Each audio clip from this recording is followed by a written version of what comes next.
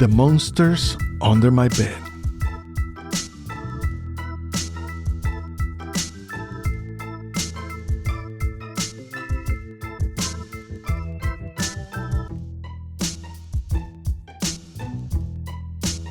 I found monsters under my bed.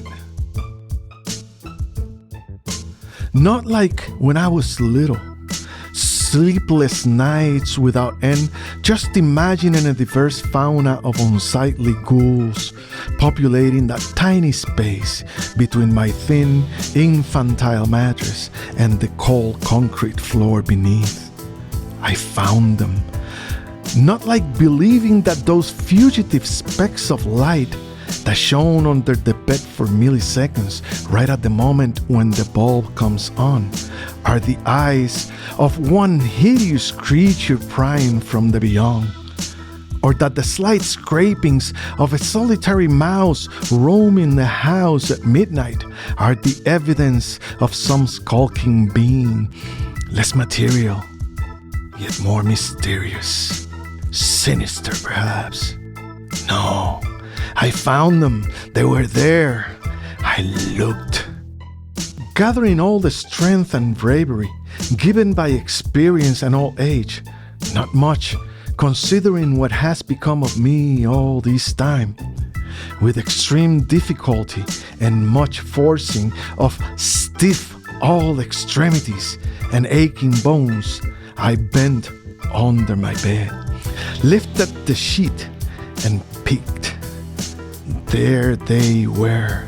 So many I could not discern clearly how such a large number of monsters could occupy this place that, of course, now appeared immense, infinite in its darkness and mystery, a whole world of grossly disfigured creatures, the seed of madness and the substance of nightmares.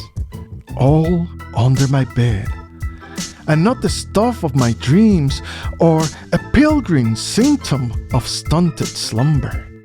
I found them, and they appear horrendous. Still, I kept staring. They looked back, acknowledging my presence. No surprise, no wonder, no animosity, no threats. And I raised my hand and waved naturally, as if saying, "Hi there." They seemed to stare back, shiny dots of red and yellow light floating amongst the thick darkness, levitating over the milky mist of a cold floor now absent, suggesting the horrors of the abyss, and seemed to wave. Contorted forms of flesh and dark ooze, gaping jaws and shining fangs, slowly dripping a yellowish, slick, sticky substance, obviously of poisonous nature, and limbs flexing into impossible shapes and weird angles, claws and all, but still waving, or so I thought. I went to bed knowing that I could sleep soundly and undisturbed, the newfound knowledge not even being pondered with the proper care. And yes, I slept well, and got up with the suspicion that all had changed, yet still seemed the same, but not me and what I became after waving friendly to my monsters. That morning, I just didn't feel beautiful. It happens on occasion, and it's got nothing to do with what I see in the mirror. It's more what I feel when I look deep into the mirror. It's a feeling and nothing but. Like the monsters of my past, a feeling.